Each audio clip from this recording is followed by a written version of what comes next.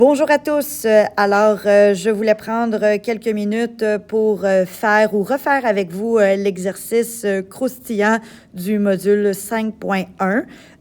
Vous avez devant vous une équation qui est déjà balancée, donc c'est très important. Et ensuite, on se souvient que on doit comparer, on peut comparer les vitesses de molécules seulement si on travaille en mol par litre. Donc, c'est la seule unité possible. Pourquoi? Ben, je te rappelle que comme les coefficients devant les molécules sont bel et bien en mol, eh bien, on va pouvoir faire de la stoichiométrie avec ces coefficients-là. Ils sont proportionnels, considérant que c'est de la stoichiométrie. Et donc, on pourrait comparer les vitesses en mol seconde également. Donc, ici, je te présente 3 situations possibles.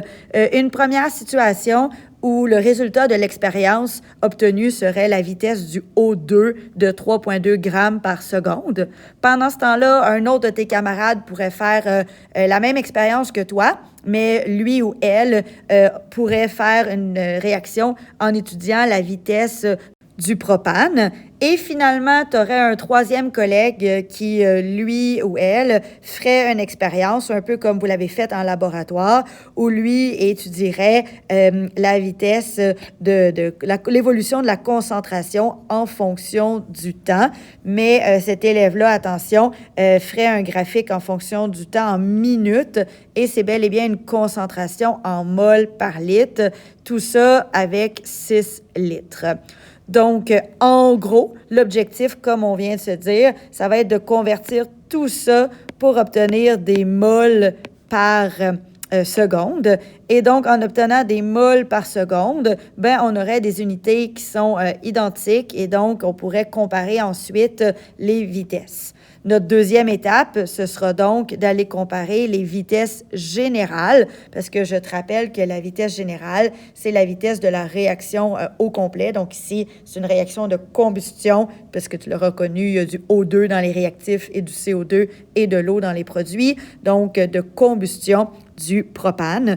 Donc, en comparant les vitesses générales des 3 situations, on pourrait déterminer quelle réaction s'est faite le plus rapidement ou pas.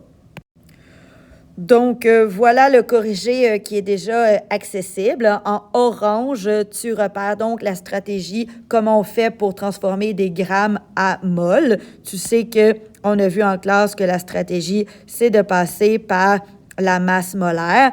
Donc, c'est ce que je te propose, de passer par la masse molaire qui est 32 grammes par mol. Et donc, la masse molaire ici te permet de trouver un nombre de moles de 0,1 mol.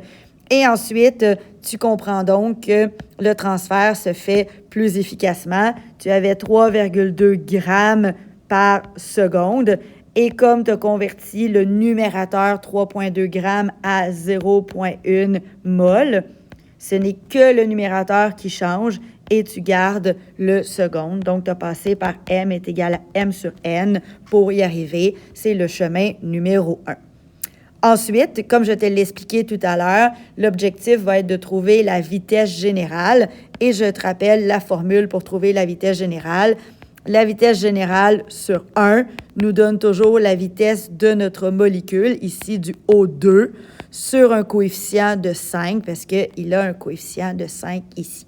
Donc, par proportion, tu peux retrouver quelle était la vitesse générale de la réaction si l'étudiant numéro 1 a fait la réaction selon le O2. Et ça donne 0,02 mol par seconde. Donc, on regardera si c'est grand ou petit.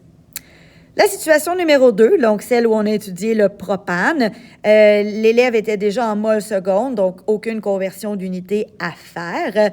Et on est encore plus heureux parce qu'on constate que le coefficient est de 1.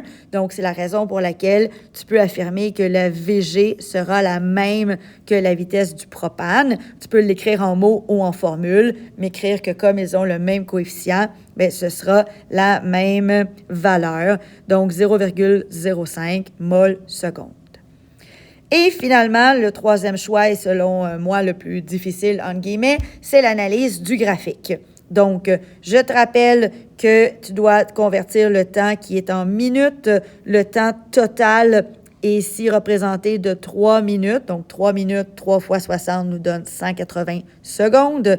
Et ensuite, on a un calcul de vitesse moyenne à faire. Pourquoi de vitesse moyenne? Parce qu'on ne veut pas la vitesse instantanée à 6 secondes. On veut vraiment savoir quelle était la vitesse de formation du CO2. Donc, c'est la vitesse pendant toute la réaction qui nous intéresse. Comment on fait pour calculer la vitesse moyenne? On prend la première valeur et on prend la dernière valeur et on trace une droite, comme tu le vois, qui passe par les 2 points. Et après ça, on va utiliser ces 2 points-là pour faire le calcul.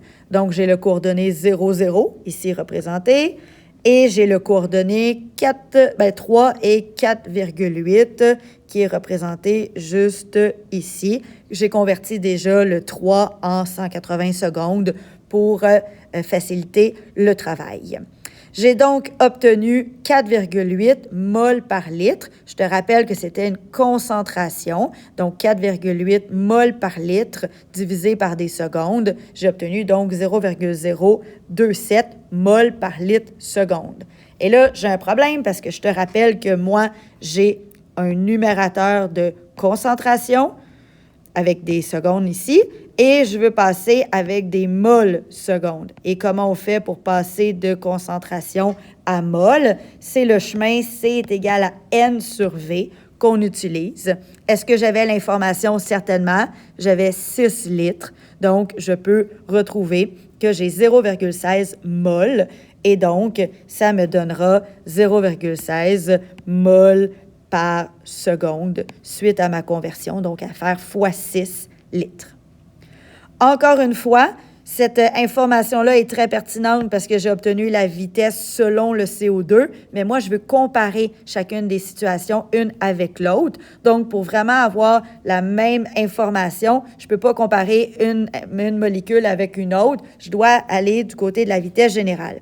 Donc, la vitesse générale, c'est lorsque j'ai un coefficient de 1 et cette fois-ci, le CO2 a un coefficient de 3, donc VCO2 sur 3.